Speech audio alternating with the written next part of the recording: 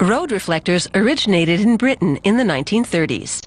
A cat's eyes reflected in headlights on a foggy night, alerting a driver to the fact that he was about to veer off the road, provided the flash of inspiration. The driver went on to invent a mechanical version of the cat's eyes, reflective road studs.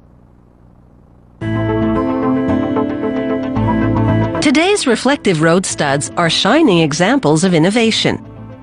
These versions are computerized and solar-powered, so they're energy efficient and they'll function in a power blackout.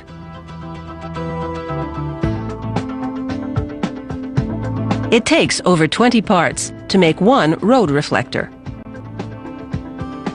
The assembler first solders 2 wires to the back of a solar circuitry board, establishing a connection. She flips the solar circuitry board around and applies double-sided tape. She places 2 strips of copper on conductive pads in the corners above the tape.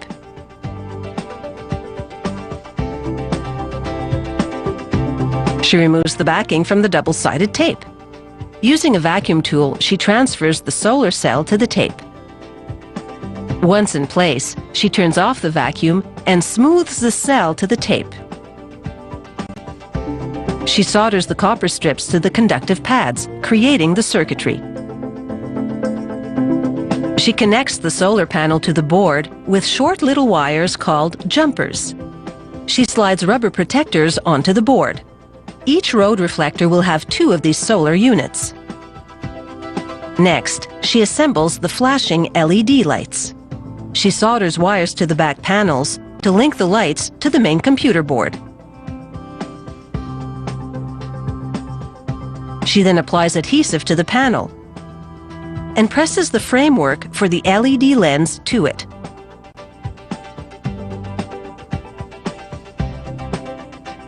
She inserts the polycarbonate lens into the framework and it clicks in.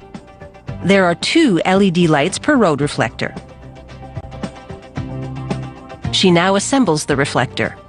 She angles shiny aluminum flaps to bounce light. She tucks the lights into the reflector, and they adhere to the double-sided tape applied to the base. She powers up the flashing lights and checks the intensity and the effect of the reflective flaps.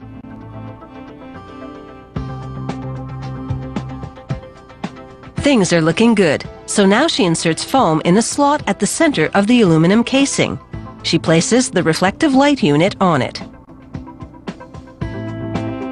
She installs a foam-wrapped rechargeable battery in a compartment on one side of the lights. She places the main computer board and solar cells in the compartment on the other side. And then a computer technician programs the road reflector to interface with the control system on the street pole. The reflector is now ready to stop traffic or at least slow it down. A crew carves a slot in the road sized precisely for the reflector. To keep the pavement clean during installation, one of them tapes the perimeter of the hole.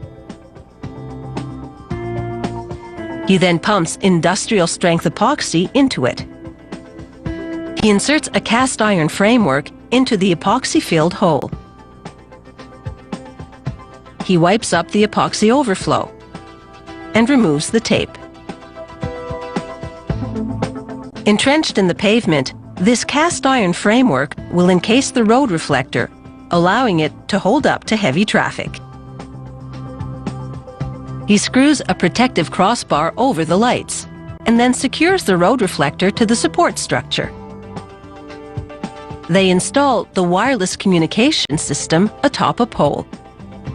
This positions it to activate the road reflectors when the curbside crosswalk button has been pressed.